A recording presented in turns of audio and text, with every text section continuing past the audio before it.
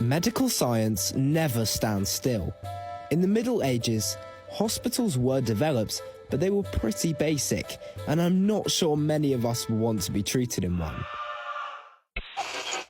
By the 19th century, scientists discovered things like germs and new surgical techniques to make hospitals safer.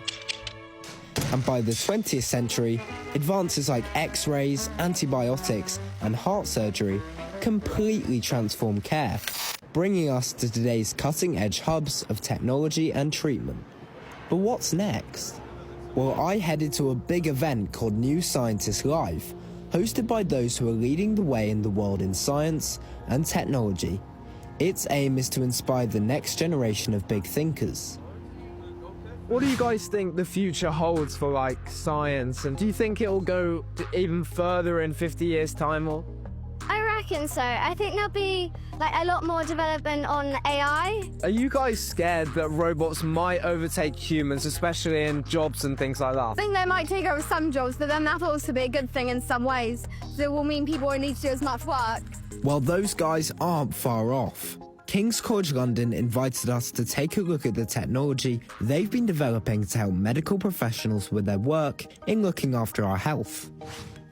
This robot I'm being shown around is designed to treat something called macular degeneration, an eye disease that can lead to blindness. Treating this requires a delicate operation that currently very few surgeons can perform due to hand steadiness. The average hand tremor is about maybe 1/5 of a millimeter, but the area we're looking to go to is 10 times less than that. It's about 1/4 of the width of a human hair. So can you imagine like trying to do surgery on a human hair? So that's why we involve robotics. 3D printing is another technology playing a large role in the medical world.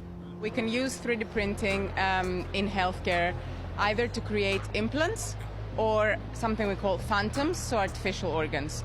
So the artificial organs are made for surgical training or anatomy education. So this is an example of an artificial heart. And I've seen 3D printers before. Are they like that? They are exactly like the ones that you've seen. People have them at home. Simple, very cost-effective. So technically I could make an organ at home. Yes, you can. Something that's actually in hospitals right now, helping neurosurgeons who operate on our brains, is this piece of tech. So, Noreen, I mean, this looks very complex. Can you just show us around a bit? So this is a sat-nav system that brain surgeons use for brain surgery. It works exactly in the same way. So you have a satellite that looks at your car and tells you where you are. Similarly, this system, will track this instrument whilst the neurosurgeons are operating in brain. So if you look at the screen there, you see that green dot there. So that's the tip of this instrument, which the neurosurgeons, when they're actually operating. So the beauty of this system is that you're normally working through very small holes. Neurosurgery has developed that you're not doing massive surgeries anymore. It has revolutionized the way neurosurgery is basically done. It's amazing to see how technology is continuing to push the boundaries of medical science, and no doubt there'll be more of these incredible inventions in hospitals soon.